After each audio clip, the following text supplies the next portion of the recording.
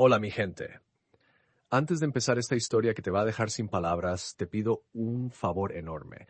Dale al botón de suscribirse y activa la campanita para no perder ningún capítulo. Y por favor, déjame en los comentarios qué harías tú en esta situación. Créeme, lo vas a necesitar. Ahora sí, vamos con la historia. Lucía nunca imaginó que su vida perfecta se derrumbaría un martes cualquiera, cuando encontró aquel sobre blanco en su buzón. Tampoco imaginó que, años después, ese mismo sobre sería la portada de su libro más vendido. Pero estoy adelantándome demasiado. Dejadme que os cuente cómo una profesora de primaria del barrio de Chamberí se convirtió en la escritora más comentada de España, y cómo el hombre que juró amarla para siempre resultó ser el protagonista de la traición más elaborada que podáis imaginar. Todo comenzó una tarde de octubre, cuando las hojas secas cubrían las aceras de Madrid como un manto dorado, y el sol de otoño todavía calentaba lo suficiente como para sentarse en las terrazas de la plaza de Olavide. Lucía acababa de salir del colegio Nuestra Señora del Pilar, donde llevaba 6 años enseñando a niños de 8 y 9 años las maravillas de la literatura española. Tenía 29 años, el pelo castaño recogido en una coleta despeinada después de un día agotador y esa sonrisa cansada pero genuina de quien ama lo que hace. Su vida era, en apariencia, de manual. Compartía un piso luminoso de 70 metros cuadrados en la calle Fuencarral con Álvaro, su novio de toda la vida. Bueno, novio no, prometí. Hacía 3 meses que Álvaro le había pedido matrimonio en una cena romántica en Casa Lucio, con la boda programada para la siguiente primavera. Todo parecía encajar a la perfección, como esas películas americanas que tanto le gustaba ver los domingos por la tarde mientras Álvaro preparaba su famoso arroz con bogavante. Álvaro Martínez Rueda, 33 años, consultor financiero en una empresa multinacional, alto, de complexión atlética gracias a sus sesiones religiosas en el gimnasio del barrio de Salamanca, pelo oscuro, siempre impecablemente peinado hacia atrás, y esa sonrisa de dientes perfectos que había enamorado a Lucía cuando tenían 19 años, en aquella discoteca de Malasaña donde se conocieron. Álvaro era el tipo de hombre que abría las puertas, que recordaba los aniversarios, que llamaba a su madre todos los domingos. El yerno perfecto, como solía decir la madre de Lucía. Pero volvamos a aquel martes de octubre. Lucía llegó a casa sobre las 7 de la tarde, cargada con una bolsa de tela del Mercadona llena de verduras para hacer una crema de calabacín. Álvaro llegaría tarde, como siempre últimamente. Reunión con clientes de Barcelona, le había dicho por la mañana mientras se anudaba la corbata frente al espejo del recibidor. Barcelona. Esa palabra que pronto se convertiría en una obsesión. Al pasar junto a los buzones del portal, Lucía metió la mano automáticamente en el suyo. Facturas, publicidad de una pizzería nueva en el barrio y un sobre blanco. Sin remitente, sin sello. Solo su nombre escrito a mano con letra femenina, para Lucía. Algo en su estómago se contrajo, no sabía por qué, pero ese sobre le producía una sensación extraña, como cuando estás en un sitio desconocido y sabes que algo no cuadra aunque no puedas explicar qué. Subió en el ascensor sin abrirlo. Se preparó un café solo, bien cargado como le gustaba. Se sentó en el sofá, con las piernas cruzadas y el sobre entre las manos. La luz del atardecer entraba oblicua por el balcón, iluminando las motas de polvo suspendidas en el aire. Fuera, Madrid seguía su curso. El ruido del tráfico, el grito de un vendedor ambulante, la risa de unos niños jugando en la calle. Abrió el sobre. Dentro había una carta escrita a mano en una hoja de papel de buena calidad, ligeramente perfumada. El perfume le resultó vagamente familiar, pero no supo ubicarlo. Querida Lucía, no sé si debería escribirte esto. He pasado noches enteras pensando si es lo correcto, si tengo derecho a destrozar tu mundo. Pero llevo meses viéndote sonreír en las fotos que él sube a Instagram y no puedo más con esta culpa. Álvaro te miente. Ha estado mintiéndote durante casi 2 años. No soy nadie para ti, pero créeme cuando te digo que sé de lo que hablo. Barcelona no son solo viajes de negocios. Barcelona es un piso en el Eixample, es cenas los viernes por la noche. Es una vida paralela que ha construido con tanto cuidado que ni tú ni yo sospechamos durante mucho tiempo. Lo siento, de verdad que lo siento. Pronto sabrás más. No había firma. Lucía leyó la carta 3 veces, luego 4. Las manos le temblaban tanto que el papel crujía. Su primera reacción fue de incredulidad total, casi de risa. «¿Álvaro? Su Álvaro, el que le dejaba notas de amor en la nevera, el que lloraba viendo películas de animación, el que había planeado durante meses la pedida de mano perfecta. Imposible. Era una broma macabra. O alguna ex despechada. Álvaro había tenido novias antes que ella, claro, quizás alguna loca que no había superado la ruptura. Esas cosas pasaban. Había visto suficientes episodios de First Dates como para saber que el mundo estaba lleno de gente con problemas. Pero entonces, ¿por qué le latía el corazón tan rápido? ¿Por qué sentía esa opresión en el pecho, como si alguien le estuviera apretando las costillas? Dobló la carta con cuidado y la guardó en el cajón de su mesita de noche, debajo de unos pañuelos. No le diría nada a Álvaro. Era una tontería, un sinsentido. Mañana se reirían de esto, solo que al día siguiente, cuando volvió del colegio, había otro sobre, esta vez con una foto dentro. Álvaro en la terraza de lo que parecía un restaurante elegante, con vistas a lo que sin duda era el Paseo de Gracia de Barcelona. No estaba solo. Junto a él, una mujer rubia de unos 30 y pocos años, guapísima, con ese estilo sofisticado de revista de moda. Se reían. Álvaro tenía la mano sobre la de ella. La foto estaba fechada 3 semanas atrás, un viernes. El viernes que Álvaro le había dicho que tenía que quedarse en Barcelona para cerrar un trato importante. Lucía sintió que el suelo se movía bajo sus pies. Esa noche, cuando Álvaro llegó a casa silbando bajito con su maletín de ejecutivo y su sonrisa de siempre, Lucía estaba sentada en el sofá, esperándolo. «Hola, cariño. ¿Qué tal el día?», preguntó él, besándola en la frente como hacía siempre. «Bien, normal», respondió ella, observándolo, buscando alguna señal, algún gesto que delatara la mentira. Pero Álvaro era un libro abierto, como siempre. Le contó anécdotas del trabajo, se quejó del tráfico, preguntó qué había para cenar. Actuaba como el hombre más transparente del mundo. Y quizás ahí estaba el problema. Quizás era demasiado perfecto, demasiado natural. Los mentirosos de verdad, los profesionales de la doble vida, eran así. No mostraban nerviosismo porque no sentían culpa, o porque habían aprendido a disociar tan bien que podían habitar dos realidades sin que una contaminara a la otra. Durante la cena, Lucía jugó con la pasta en su plato, incapaz de comer. Álvaro no pareció notarlo. Habló sobre la próxima boda, sobre la luna de miel que estaban planeando en las Maldivas, sobre la posibilidad de cambiarse a un piso más grande cuando tuvieran hijos.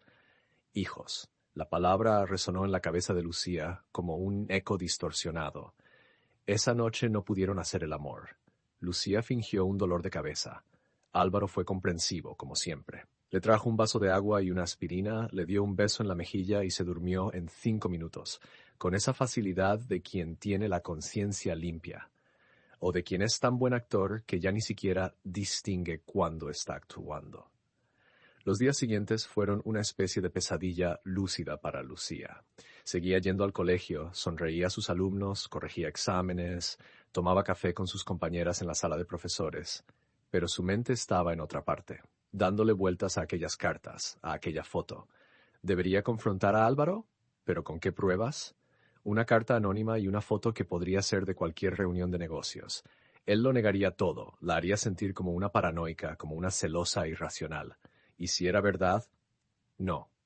No podía pensar en eso todavía. El tercer sobre llegó el viernes. Esta vez contenía extractos de la tarjeta de crédito de Álvaro. Alguien, quién diablos fuera esta persona, había conseguido acceso a información privada. Lucía reconoció los números. Era la tarjeta adicional que Álvaro le había dado para emergencias vinculada a su cuenta principal. Los extractos mostraban cargos en Barcelona. Muchos cargos, restaurantes caros, hoteles boutique, joyerías, todo en fechas que coincidían con sus supuestos viajes de trabajo. Pero también había otros gastos. Un alquiler mensual en una dirección del barrio de l'Eixample, facturas de luz, de internet. Álvaro tenía un piso en Barcelona, un piso del que nunca le había hablado. Lucía se sentó en el suelo del salón con los papeles esparcidos a su alrededor y por primera vez permitió que las lágrimas fluyeran. No eran lágrimas de tristeza todavía, sino de shock, de incredulidad absoluta. Su vida, tal como la conocía, estaba basada en una mentira tan elaborada, tan perfectamente construida, que casi había que admirar el esfuerzo. Casi. Esa noche, cuando Álvaro volvió a casa, Lucía lo recibió con una pregunta directa, sin rodeos. ¿Tienes algo que contarme sobre Barcelona? Álvaro parpadeó, sorprendido. ¿Barcelona? Pues que me tienen frito con tanto viaje, ya lo sabes. ¿Por qué lo preguntas? Su tono era natural, ligeramente cansado, sin un ápice de nerviosismo. No sé, últimamente vas mucho. Es trabajo, Lucía. Ya sabes cómo es esto. Pero bueno, si te molesta tanto, puedo hablar con mi jefe para reducir los viajes. No quiero que estés incómoda. Y ahí estaba otra vez, siendo el novio perfecto, el que ponía sus necesidades por encima de las suyas propias. Lucía casi creyó en él. Casi. No está bien. Solo preguntaba. Pero esa noche, mientras Álvaro roncaba suavemente a su lado, Lucía estuvo despierta hasta el amanecer, mirando el techo, dándole vueltas a todo, a los 11 años que llevaban juntos, a los planes de boda, a la vida que habían construido, a la posibilidad de que todo, absolutamente todo, fuera una farsa. Y entonces recordó algo, una conversación que había tenido con su mejor amiga Clara, hacía unos meses. Clara, que trabajaba como periodista de investigación y que siempre decía que la gente dejaba rastros digitales por todas partes. Al día siguiente, sábado por la mañana, mientras Álvaro estaba en el gimnasio, Lucía hizo algo que nunca había hecho antes. Abrió el portátil de Álvaro. No tenía contraseña. ¿Por qué iba a tenerla? ¿Eran una pareja sin secretos o eso había creído ella siempre? Revisó el historial de navegación. Limpio, demasiado limpio. Álvaro borraba el historial regularmente. ¿Desde cuándo? Abrió su correo, Gmail, Outlook, nada fuera de lo común. Emails del trabajo, newsletters, confirmaciones de compras en Amazon. Pero entonces recordó que Álvaro tenía una cuenta de iCloud, y si tenía iPhone, probablemente también tuviera iPad. ¿Dónde guardaba su iPad? Lo encontró en el armario, en el estante de arriba, metido en su funda negra. Lo encendió. Tampoco tenía contraseña y ahí estaba todo. WhatsApp web sincronizado, fotos en la nube, emails de otra cuenta que no conocía. Las manos de Lucía temblaban mientras abría la aplicación de fotos. Cientos de imágenes. Ella, la mujer rubia de la foto del restaurante, aparecía por todas partes, en el piso de Barcelona, que ahora podía ver con detalle, moderno, minimalista, con grandes ventanales y plantas de interior. En la playa, con Álvaro, abrazados, en la cama durmiendo, fotos de pareja, de una vida de pareja. Había una carpeta específica, fechada 2 años atrás, titulada Emma y yo. Emma, así que la otra mujer tenía nombre. Lucía sintió náuseas, corrió al baño y vomitó todo el café del desayuno. Se quedó ahí arrodillada en el suelo frío del baño, temblando mientras en su mente se reproducían todas esas imágenes en bucle. 2 años.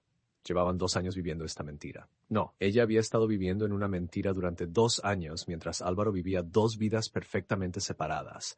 Oyó la llave en la cerradura. Álvaro volvía del gimnasio. Lucía se lavó la cara rápidamente, cerró el iPad, lo volvió a dejar en su sitio. Salió del baño justo cuando Álvaro entraba en el salón, sudoroso pero sonriente. «Vamos a desayunar fuera, cariño». «Tengo un hambre». Lucía lo miró. Realmente lo miró, como si lo viera por primera vez. Este hombre al que había amado durante 11 años, con quien había planeado toda una vida, era un completo desconocido. Un extraño que compartía su cama, que conocía todos sus secretos, todos sus miedos, todas sus esperanzas, mientras él guardaba los suyos bajo llave en un iPad escondido en un armario. «Sí, vamos», dijo Lucía, y su voz sonó extrañamente calmada, casi ajena. Desayunaron en la cafetería de siempre, en la esquina de su calle. Álvaro pidió su tostada con tomate y jamón. Lucía, un café con leche que no tocó. Hablaron del tiempo, de los planes para el fin de semana. Álvaro sugirió ir al cine por la tarde, ver la última película de Almodóvar, y Lucía sintió, sonrió, actuó como si su mundo no se acabara de desmoronar, porque había tomado una decisión.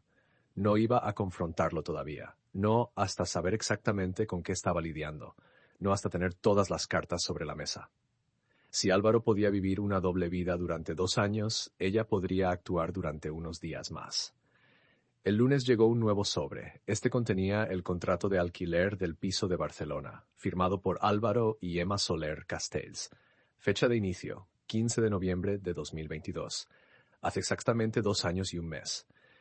También había capturas de pantalla de conversaciones de WhatsApp entre Álvaro y Emma.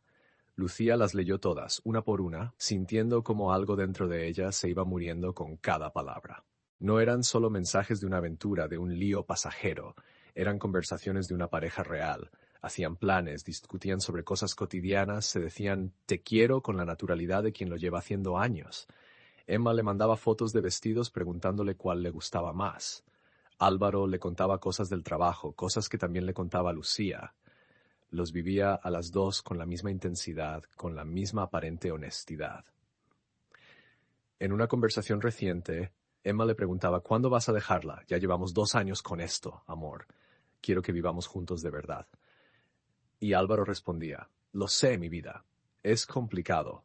Lucía no se lo espera. Tengo que encontrar el momento adecuado. Dale un poco más de tiempo, por favor. Así que Emma sabía de ella. Emma estaba esperando a que Álvaro la dejara. Emma no era la víctima inocente engañada, como había imaginado Lucía en algún momento de locura en el que casi había sentido compasión por la otra mujer. Emma era cómplice. Emma era paciente. Emma había construido esta vida paralela con Álvaro conscientemente. Y entonces Lucía entendió quién le estaba enviando las cartas. No era Emma. Emma quería que Álvaro fuera suyo. No tenía ninguna razón para destaparlo. Era alguien más. Alguien que conocía a ambos, que tenía acceso a información privada, que estaba jugando a ser justiciero anónimo. ¿Pero quién? ¿Y por qué? Esa pregunta la atormentaría durante días, pero por el momento tenía cosas más importantes en que pensar. Como qué hacer con toda esta información, como cómo confrontar a Álvaro sin desmoronarse, como cómo reconstruir su vida después de que todo lo que conocía resultara ser una elaborada mentira. Esa noche, Lucía se quedó en el salón después de que Álvaro se fuera a dormir. Sacó todas las cartas, todas las fotos, todos los documentos. Los extendió sobre la mesa del comedor como piezas de un rompecabezas macabro. Y entonces, con una libreta y un bolígrafo, empezó a escribir. No sabía muy bien qué, solo sentía la necesidad urgente de plasmar todo esto en palabras, de darle forma a este caos, de encontrarle sentido a lo incomprensible. Escribió sobre el amor y la traición. Sobre cómo alguien puede compartir tu cama todas las noches y seguir siendo un completo desconocido. Sobre la facilidad con la que construimos nuestras realidades sobre mentiras bien contadas. Escribió hasta que le dolieron los dedos y la luz del amanecer empezó a filtrarse por las ventanas. Y entonces supo lo que tenía que hacer.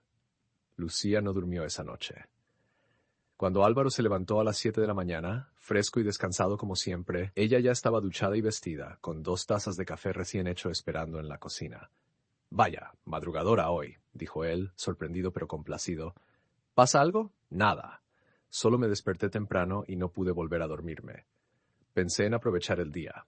Álvaro se sirvió cereales, revisó su móvil mientras desayunaba, se puso la corbata azul que Lucía le había regalado el año anterior. Todo tan normal, tan rutinario, tan perfectamente ensayado. Lucía lo observaba como si estuviera viendo una obra de teatro en la que ya conocía el final, pero los actores aún no. «Hoy llegaré tarde», anunció Álvaro besándola en la mejilla. «Tengo reunión con los de Barcelona por videoconferencia. Probablemente hasta las 10. Barcelona. Siempre Barcelona. No te preocupes. Yo también tengo cosas que hacer. Y las tenía. Muchas». En cuanto Álvaro cerró la puerta, Lucía llamó a Clara. Su mejor amiga desde la universidad, la única persona en el mundo en quien confiaba ciegamente. «¿Puedes venir? Necesito hablar contigo. Es urgente». Clara llegó 40 minutos después, con 2 cafés con leche del Starbucks y esa mirada preocupada que solo las mejores amigas saben poner. «¿Qué pasa, Lu?» «Me has asustado». Lucía le enseñó todo. Las cartas, las fotos, los extractos bancarios, las conversaciones de WhatsApp. Clara lo revisó todo en silencio, con la meticulosidad de la periodista de investigación que era. Cuando terminó, miró a Lucía con una mezcla de rabia y compasión. «¡Joder! ¡Joder, Lucía! Esto es... No tengo palabras. Necesito saber quién me está enviando estas cartas, y necesito saber exactamente qué está pasando antes de confrontarlo». Clara sintió con esa determinación que la caracterizaba cuando se le metía algo entre ceja y ceja. «Dame 2 días. Tengo contactos que pueden investigar esto. Voy a averiguar quién es Emma Soler, qué hace, desde cuándo conoce a Álvaro, todo. Y vamos a descubrir quién está detrás de estas cartas». «¿Puedes hacer eso?» «Cariño, soy periodista de investigación. Puedo hacer mucho más que eso. La pregunta es, ¿estás segura de que quieres saberlo todo? Porque una vez que abras esta caja de Pandora, no hay vuelta atrás». Lucía pensó en los 11 años con Álvaro, en todas las navidades, los veranos, los fines de semana, en las conversaciones nocturnas sobre sus sueños, sobre el futuro, en las veces que él la había sostenido cuando lloraba, cuando su padre murió, cuando tuvo aquella depresión después de perder al bebé que nunca llegó a nacer. ¿Había sido todo mentira? ¿O se puede amar a 2 personas a la vez sin que ninguna lo sepa? Quiero saberlo todo, dijo finalmente, hasta el último detalle. Clara se marchó con todas las pruebas fotografiadas en su móvil. Lucía se quedó sola en el piso, rodeada del silencio opresivo de las paredes que habían sido testigo de tantas mentiras. Se preparó para ir al colegio, aunque lo último que le apetecía era fingir normalidad frente a sus alumnos. Pero fue, porque la vida seguía, aunque la suya se estuviera desmoronando por dentro. En el colegio sus compañeras notaron que algo iba mal. Maribel, la profesora de educación física que tenía el despacho al lado del suyo, la encontró llorando en el baño durante el recreo. ¡Ay, cielo! ¿Qué te pasa? Lucía no pudo contárselo. No todavía. Se inventó una excusa sobre el estrés, sobre la preparación de la boda. Maribel le dio un abrazo maternal y le ofreció una infusión de tila. Esa tarde, cuando volví a casa, había otro sobre en el buzón. Esta vez contenía algo que hizo que a Lucía se le helara la sangre. Fotos de Álvaro y Emma en una clínica ginecológica de Barcelona. La fecha era de 3 meses atrás. Emma salía sonriente, con una mano en el vientre. Álvaro la abrazaba, besándola en la frente. También había una ecografía. 8 semanas de gestación. Emma estaba embarazada. Lucía tuvo que apoyarse contra la pared del portal para no caerse. Las piernas no la sostenían. El mundo entero parecía inclinarse peligrosamente hacia un lado. Embarazada. La otra mujer iba a tener un hijo de Álvaro. Un hijo que probablemente nacería unos meses después de su boda. O quizás no habría boda. Quizás Álvaro estaba planeando dejarla justo después, como había prometido a Emma en aquellos mensajes. ¿Cuál era el plan? ¿Casarse con ella para mantener las apariencias y luego desaparecer? ¿O cancelar la boda en el último momento con alguna excusa elaborada? Las preguntas se agolpaban en su cabeza como pájaros enjaulados desesperados por escapar. Subió a casa como un autómata. Se sentó en el sofá con la ecografía en las manos. La estudió detalladamente, como si pudiera encontrar en esa imagen borrosa de un embrión de 8 semanas alguna respuesta a todo este sinsentido. Un hijo. Álvaro iba a ser padre. Llevaban años hablando de tener hijos, de formar una familia. Él siempre decía que esperaran un poco más, que primero la boda, que luego ya verían. Y resulta que mientras tanto estaba engendrando un bebé con otra mujer. Sonó el teléfono. Clara. Lu, he encontrado información. Podemos quedar esta noche si quieres. ¿Álvaro está en casa? Llega tarde. Quedamos donde siempre. Se encontraron a las 9 en el Gingo, un restaurante japonés discreto cerca de Chueca, donde solían ir cuando necesitaban hablar de cosas importantes. Clara llegó con su portátil y esa expresión seria que ponía cuando estaba en modo trabajo. Antes de empezar, ¿estás bien? Pareces a punto de desmayarte. Emma está embarazada. ¿Qué? Lucía le enseñó las fotos y la ecografía. Clara las miró con la mandíbula apretada. Hijo de puta, perdona, pero es que, joder, Lucía, esto es peor de lo que pensaba. Cuéntame lo que has averiguado. Clara abrió su portátil y empezó a leer de sus notas. Emma Soler Castells. 32 años. Arquitecta, trabaja en un estudio muy prestigioso de Barcelona. Viene de una familia catalana de dinero. Su padre es empresario textil, su madre profesora de piano en el Liceu. Estudió en la Escuela Técnica Superior de Arquitectura de Barcelona. Hizo un máster en Milán. Es exactamente el tipo de mujer que los padres de Álvaro aprobarían, por cierto. Lucía sintió una punzada. Los padres de Álvaro, esa familia pija de Pozuelo, que siempre la había tratado con educación, pero con cierta condescendencia. La profesora de escuela pública que no estaba del todo a su altura. ¿Sabían ellos de Emma? ¿Era Emma la que realmente debería estar sentada en las cenas familiares? Sigue, dijo con voz tensa. Emma y Álvaro se conocieron hace 3 años en una conferencia sobre inversiones sostenibles en Barcelona. Álvaro iba por su empresa, Emma porque su estudio estaba presentando un proyecto de arquitectura verde. Tienen fotos juntos de esa conferencia en plan profesional, nada raro, pero según lo que he podido rastrear en redes sociales y tal, empezaron a verse regularmente hace 2 años y medio. Primero eran encuentros esporádicos cuando Álvaro iba a Barcelona. Luego se intensificó. ¿Y el piso? Lo alquilaron juntos hace 2 años, como ya sabías. Pero aquí viene lo interesante. Emma no vive ahí. Vive en su propio piso en Gracia. El piso de l'Eixample es solo para cuando Álvaro está en Barcelona. Es como su nidito de amor o como quieras llamarlo. Entonces Emma tiene su vida en Barcelona y Álvaro es el novio a distancia que viene los fines de semana. Exacto. Pero por lo visto, Emma está presionándolo cada vez más para que se mude definitivamente, para que dejen de esconderse. De ahí lo del embarazo, imagino. Es su manera de forzar la situación. Lucía pidió sake. Necesitaba algo fuerte para procesar toda esta información. ¿Has averiguado quién me envía las cartas? Clara negó con la cabeza. Todavía no, pero tiene que ser alguien muy cercano a Emma, a Álvaro o a ambos. Alguien que tiene acceso a información muy privada. Extractos bancarios, contratos de alquiler, conversaciones de WhatsApp. No es fácil conseguir todo eso. ¿Podría ser Emma? ¿Podría estar jugando a dos bandas? Lo dudo. ¿Para qué iba a destaparlo si lleva 2 años esperando que deje a su novia? No tiene sentido. A menos que... Clara se quedó pensativa. A menos que haya descubierto que Álvaro no piensa dejarte nunca y esta sea su forma de forzar las cosas. Pero no sé, me parece rebuscado. Cenaron en silencio durante unos minutos. Lucía apenas probó su sushi. Clara, en cambio, comía con apetito mientras seguía revisando sus notas. Tengo los nombres de algunas amigas de Emma, dijo Clara. Podría contactar con alguna, a hacerme pasar por periodista que está escribiendo un artículo sobre arquitectura sostenible o algo así. A ver qué sueltan. Hazlo. Necesito saber quién está detrás de esto. ¿Y quién piensas hacer con Álvaro? Esa era la pregunta del millón.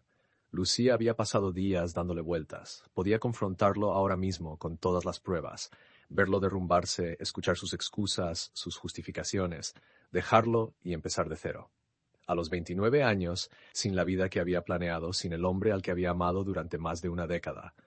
O podía esperar, investigar más, entender el alcance completo de la mentira antes de tomar decisiones irreversibles. Todavía no lo sé, admitió. Pero se me está ocurriendo algo. ¿El qué? Álvaro va a Barcelona este fin de semana, me lo dijo ayer. Dice que tiene que cerrar unos asuntos importantes antes de las vacaciones de Navidad. Y yo voy a ir también, sin que él lo sepa. Clara la miró con una mezcla de preocupación y admiración. Lu, ¿estás segura? ¿Y si lo ves con ella? ¿Y si ves cosas que no vas a poder olvidar?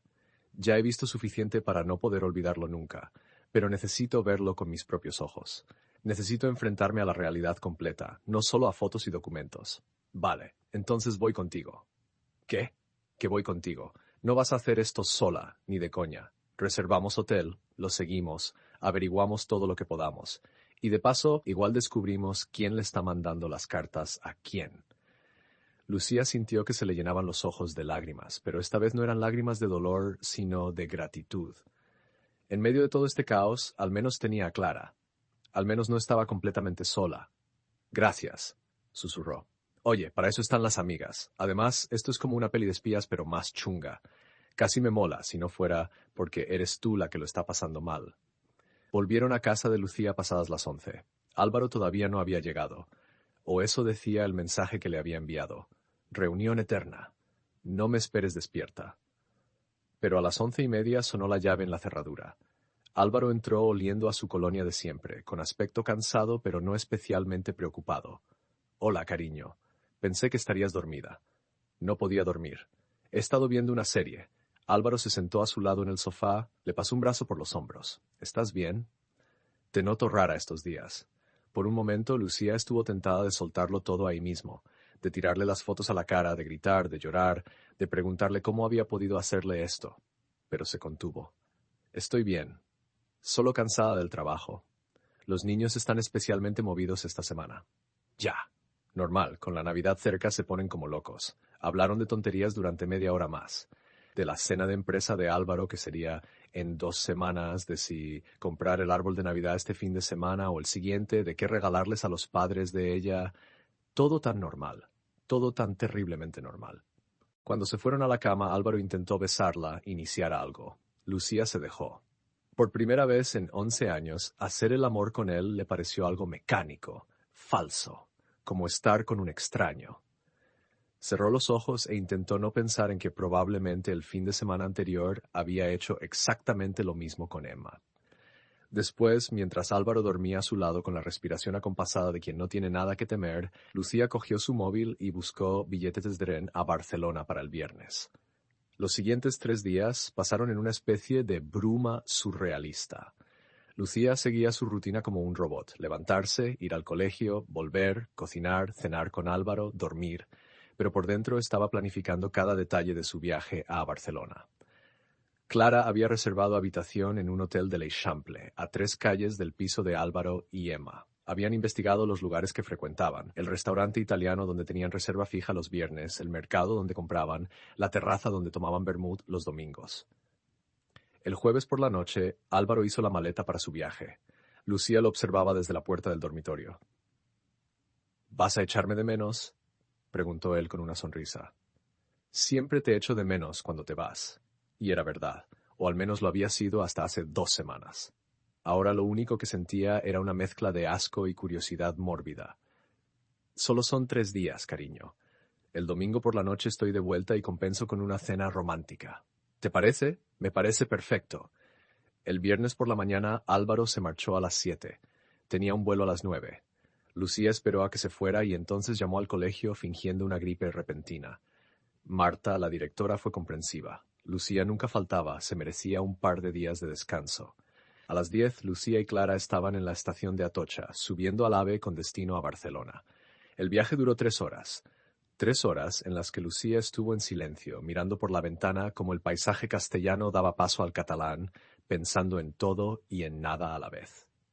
¿Sigues segura de esto?, preguntó Clara cuando faltaban 20 minutos para llegar. No, pero tengo que hacerlo de todas formas. Llegaron a Barcelona Sands a las 2 de la tarde. Facturaron en el hotel, un boutique moderno con habitaciones pequeñas pero bonitas. Desde la ventana se veía parte del Eixample con su cuadrícula perfecta de calles y edificios modernistas. En algún lugar ahí fuera, a pocas manzanas, estaba Álvaro, probablemente en el piso con Emma, comiendo, charlando, viviendo esa otra vida que Lucía no había sabido que existía. Clara había traído prismáticos, de esos buenos que usaba cuando tenía que vigilar a alguien para un reportaje. También había descargado una app para rastrear móviles. Si conseguimos su localización exacta, aunque sea una vez, podemos seguirlo más fácilmente, explicó. Pasaron la tarde planeando. Clara había hecho una lista con los lugares que Álvaro y Emma frecuentaban según su investigación de redes sociales y los extractos bancarios. El viernes por la noche solían cenar en el Cinc Sentits, un restaurante con estrella Michelin en l'Eixample. Los sábados por la mañana iban al mercado de Sant Antoni. Los domingos tomaban vermut en una terraza de Gracia. Esta noche vamos al restaurante, decidió Clara. Si tienen reserva habitual, estarán ahí. A las 9, Lucía y Clara estaban sentadas en una mesa del Cinc Sentits. Habían reservado con nombre falso, pidiendo específicamente una mesa discreta en la esquina. El restaurante era elegante, con luz tenue y ese ambiente sofisticado de los sitios caros. Lucía llevaba un vestido negro sencillo y gafas de sol que se había comprado esa tarde. Clara, un traje pantalón azul marino. Parecemos del CNI, bromeó Clara, pero Lucía no tenía humor para risas. Esperaron. Pidieron vino blanco, entrantes que Lucía no pudo tocar. Su estómago era un nudo de nervios y anticipación. Y entonces, a las 9:30, los vio entrar. Álvaro, con su camisa blanca impecable y esos pantalones grises que Lucía le había ayudado a elegir el mes pasado. Y ella. Emma, más guapa en persona de lo que parecía en las fotos. Rubia, alta, con un vestido verde esmeralda que abrazaba su figura. Y sí, se notaba una pequeña curva en su vientre. 4 meses de embarazo, calculó Lucía. Los vio sentarse en una mesa al otro lado del restaurante. Los vio sonreír, coger el menú, consultar con el camarero. Álvaro puso su mano sobre la de Emma. Ella se inclinó para besarlo, un beso breve pero íntimo. Lucía sintió que algo dentro de ella se quebraba definitivamente. Había sido una cosa ver fotos, leer conversaciones, pero verlos ahí, en carne y hueso, actuando como la pareja que evidentemente eran, era completamente diferente. Clara le apretó la mano bajo la mesa. ¿Quieres que nos vayamos? No, quiero ver más. Así que se quedaron, observando. Lucía los observó cenar durante 2 horas. Los vio reír, hablar, compartir platos. En un momento dado, Álvaro puso su mano en el vientre de Emma, con esa ternura que Lucía había imaginado tantas veces para cuando ellos tuvieran su propio hijo. Emma le dijo algo que los hizo reír a ambos. Parecían felices. Genuinamente felices. Y eso, de alguna manera retorcida, era peor que todo lo demás. Cuando terminaron de cenar y pidieron la cuenta, Lucía y Clara ya habían pagado y estaban esperando fuera, medio escondidas en un portal cercano.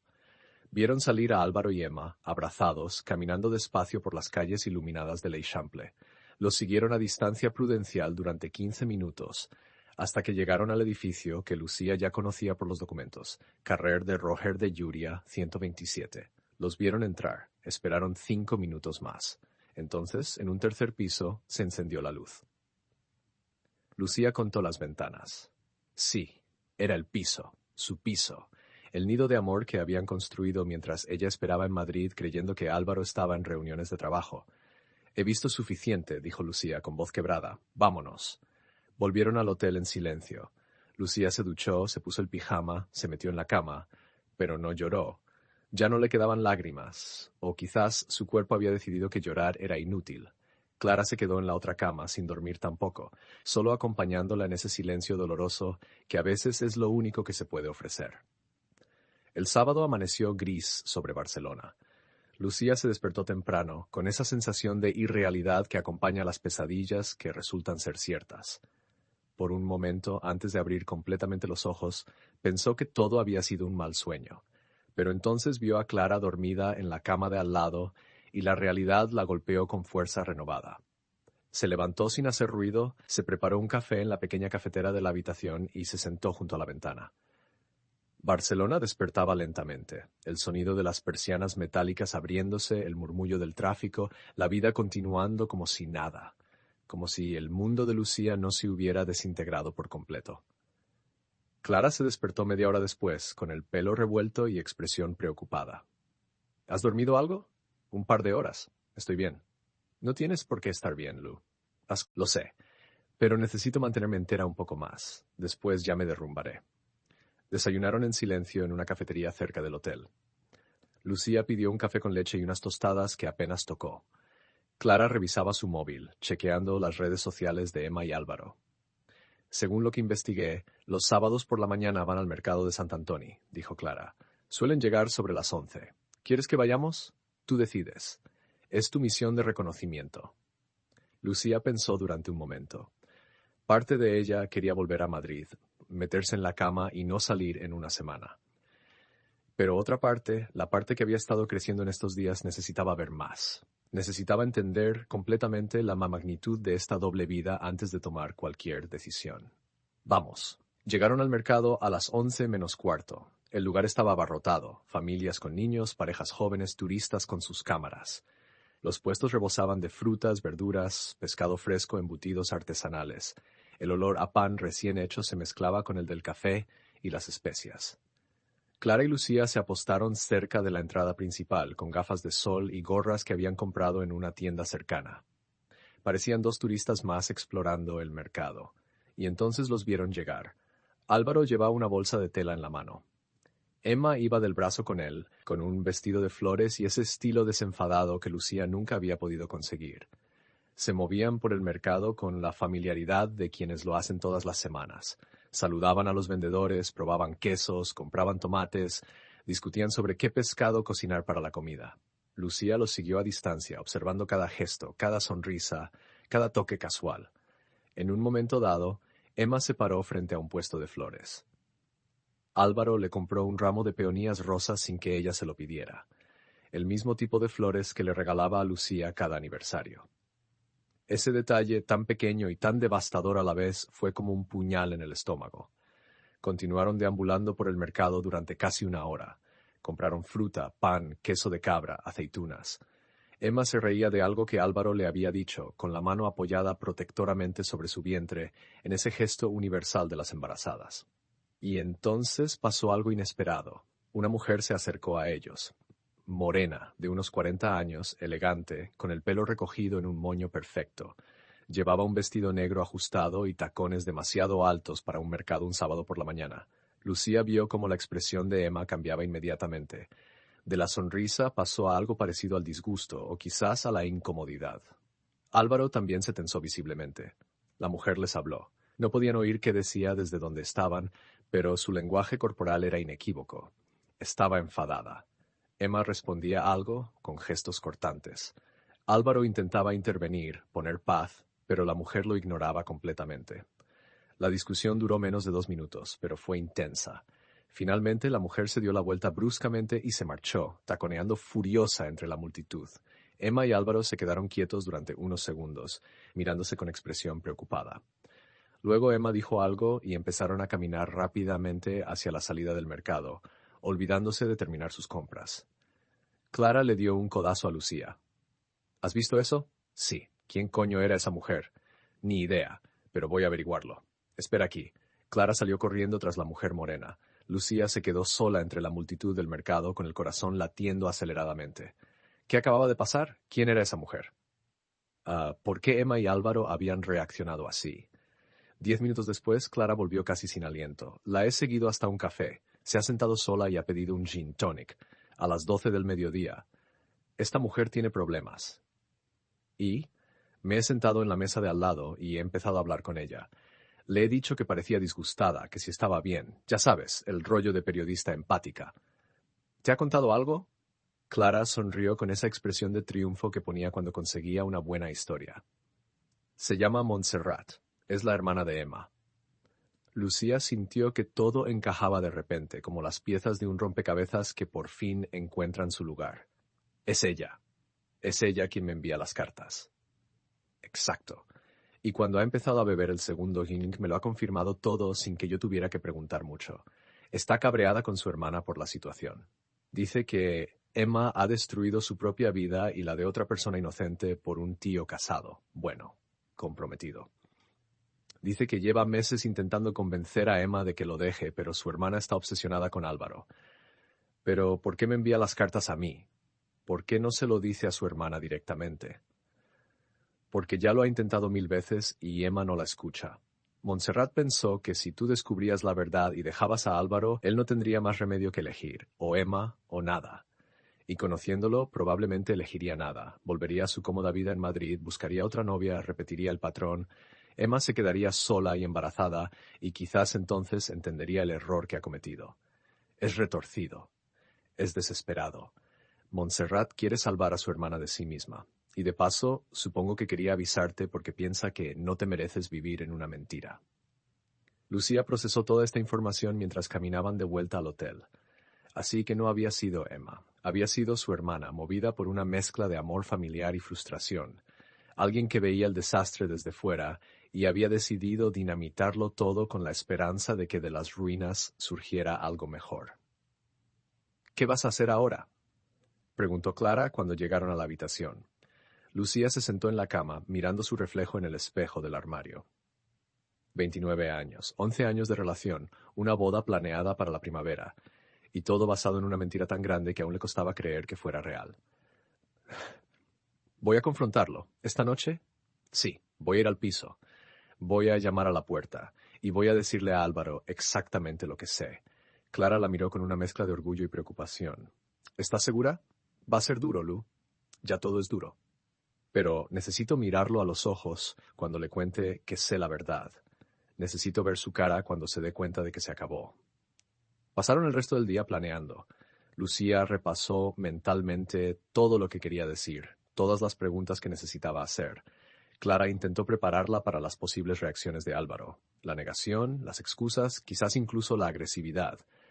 Los hombres así, cuando los acorralan, pueden reaccionar de formas impredecibles, advirtió Clara. Ten cuidado. A las 8 de la tarde, Lucía se duchó y se vistió con cuidado. Se puso el vestido azul que Álvaro le había dicho que era su favorito, el que había usado en su primera cita. Una parte cruel de ella quería que lo recordara, que sintiera el peso de todo lo que estaba perdiendo. Se maquilló, se peinó, se puso perfume.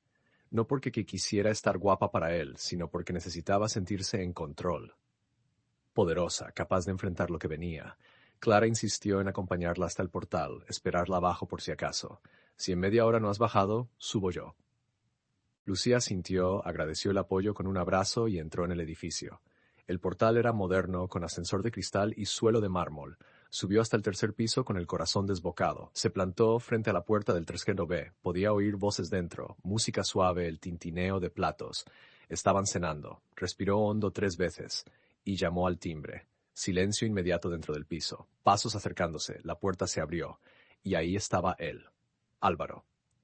Con una camisa blanca remangada, los pies descalzos, un paño de cocina en la mano. La expresión de su cara cuando la vio fue algo que Lucía nunca olvidaría. Shock absoluto, seguido de pánico, seguido de esa rápida calculación mental de cómo salir de esta situación. Lucía, ¿qué haces aquí? Hola, Álvaro. ¿No me invitas a pasar? Yo... Esto no es... No puedes. ¿No puedo qué? ¿No puedo aparecer en el piso que mi prometido tiene con su otra novia? Perdona, su otra novia embarazada. Eso hay que especificarlo, ¿no? La voz de Emma desde dentro. Álvaro, ¿quién es? Y entonces Emma apareció detrás de Álvaro secándose las manos en un delantal. Cuando vio a Lucía se quedó paralizada. Ah, dijo Lucía con una calma que no sentía. Tú debes ser Emma. Encantada de conocerte por fin. Soy Lucía, la novia de Madrid. Aunque supongo que ya lo sabías, ¿no? Emma miró a Álvaro, luego a Lucía, luego otra vez a Álvaro. Su cara reflejaba vergüenza, incomodidad, pero también algo de desafío. Álvaro, ¿qué está pasando? Lo que está pasando, intervino Lucía entrando en el piso sin esperar invitación, es que vuestro teatrito se ha acabado. He venido a Barcelona a ver con mis propios ojos la vida paralela que mi novio ha estado viviendo durante 2 años, y tengo que decir que lo habéis montado muy bien. Este piso es precioso, por cierto. Álvaro intentó cogerla del brazo. Lucía, por favor, déjame explicarte. ¿Explicarme? Lucía se zafó bruscamente. ¿Qué vas a explicarme, Álvaro? ¿Cómo has conseguido mantener 2 relaciones durante 2 años sin que ninguna nos enteráramos? ¿Cómo podías hacer el amor conmigo un día y con ella al siguiente? ¿Cómo mirabas a los ojos a Emma mientras le prometías que me dejarías y luego me mirabas a mí mientras planeábamos nuestra boda? Emma se había quedado muy pálida. ¿Vais a casaros? Álvaro, me dijiste que habías roto con ella hace meses. Ahí estaba. La mentira dentro de la mentira. Álvaro no solo les había mentido a las dos, le había mentido a Emma sobre Lucía y a Lucía sobre Emma, creando 2 versiones diferentes de la realidad para mantenerlas a ambas contentas. Emma, no. Es complicado, balbuceó Álvaro. Complicado, repitió Lucía con una risa amarga. Sí, supongo que debe ser complicado recordar que le has dicho a quién. La boda está programada para abril, por si te interesa saberlo, Emma. Ya tenemos el restaurante reservado y todo. 150 invitados. Mis padres están contentísimos. Emma se llevó las manos al vientre en un gesto protector con lágrimas rodando por sus mejillas. Me has estado mintiendo. Todo este tiempo. Las dos hemos estado viviendo en una mentira, dijo Lucía, sintiendo una extraña compasión por esta mujer que también era víctima de Álvaro, aunque cómplice a la vez. La diferencia es que tú lo sabías. Sabías que tenía otra novia en Madrid y aún así decidiste seguir adelante. Él me prometió que te dejaría, susurró Emma. Me lo prometió cuando me quedé embarazada. ¿Y tú le creíste? Dime, Emma, ¿cuántas veces te ha prometido eso? ¿10? ¿20? ¿Y cuántas veces lo ha pospuesto con alguna excusa? Emma no respondió, pero su silencio era respuesta suficiente. Álvaro intentó recuperar el control de la situación. Se aclaró la garganta, adoptó ese tono razonable que usaba cuando quería arreglar problemas. Vale, sé que esto parece muy mal, pero si me dejáis explicaros... No quiero tus explicaciones, lo cortó Lucía. He venido a decirte que se acabó, que tu circo de 3 pistas ha terminado. Mañana mismo vuelvo a Madrid, saco tus cosas de mi piso y las dejo en casa de tus padres. La boda está cancelada, y espero no volver a verte nunca más en mi vida. Se quitó el anillo de compromiso del dedo. El anillo que Álvaro le había puesto hace 3 meses con lágrimas en los ojos y promesas de amor eterno. Lo dejó sobre la mesa de la entrada con un golpe seco. Ah, y Emma, añadió Lucía antes de girarse para irse, no sé qué vas a hacer con tu situación, pero te deseo suerte. La vas a necesitar con un hombre que es capaz de mentirte a la cara durante años. Pregúntate si realmente quieres criar a un hijo con alguien así. Salió del piso sin mirar atrás. Álvaro la llamó, intentó seguirla, pero Lucía ya estaba en el ascensor, bajando, con el corazón latiéndole tan fuerte que pensó que se le saldría del pecho. Clara la esperaba abajo, como había prometido. Cuando vio la cara de Lucía, la abrazó sin decir nada. ¿Estás bien? No, pero lo estaré.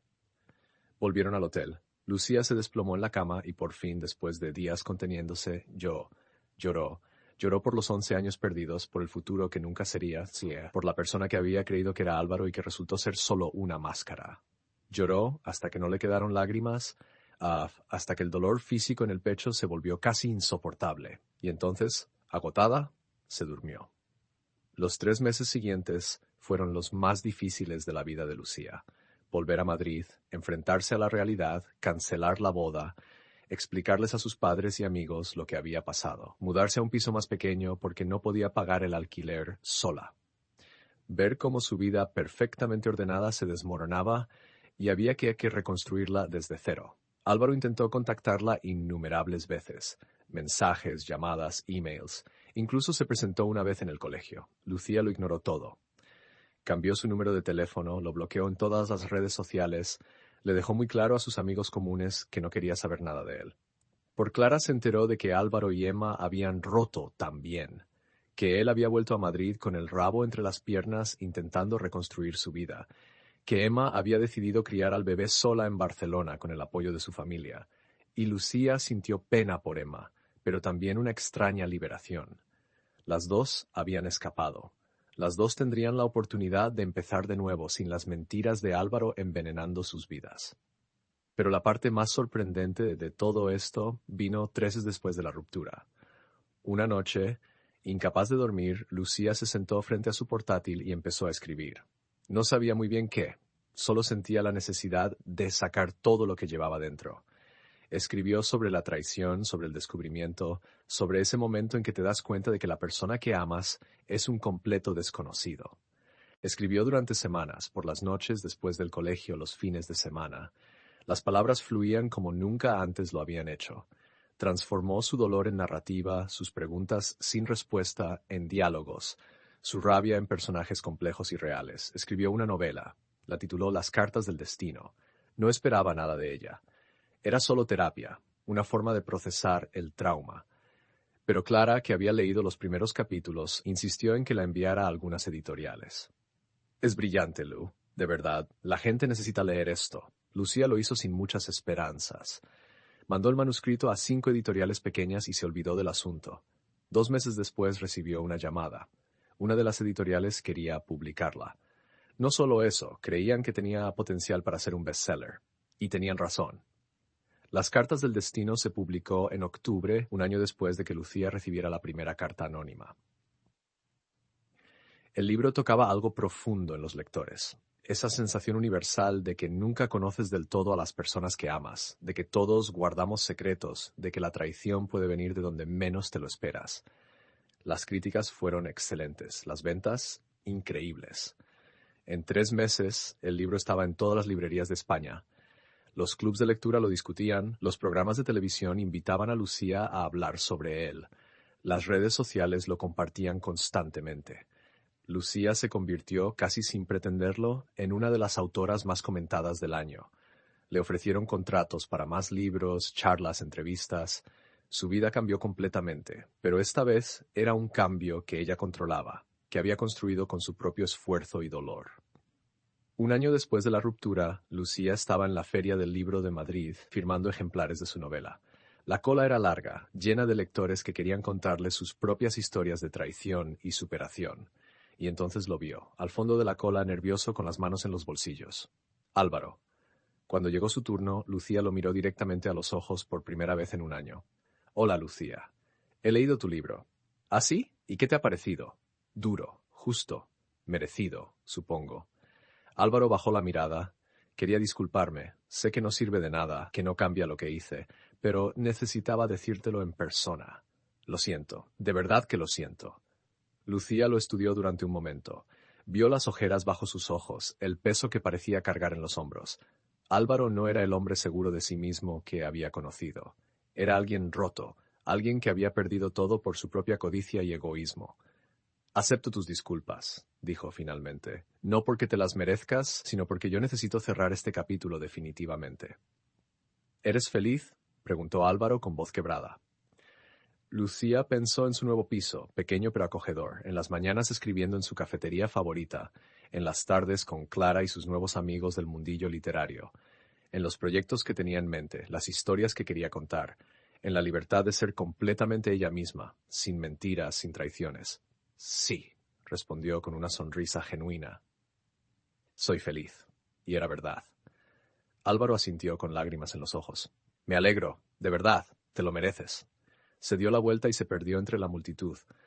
Lucía lo vio irse sin sentir nada, ni rabia, ni tristeza, ni nostalgia, solo una profunda paz.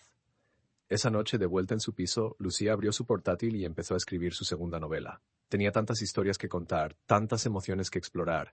Álvaro le había quitado muchas cosas, pero sin quererlo, le había dado el mejor regalo de todos. La había obligado a encontrarse a sí misma, a descubrir una fuerza que no sabía que tenía.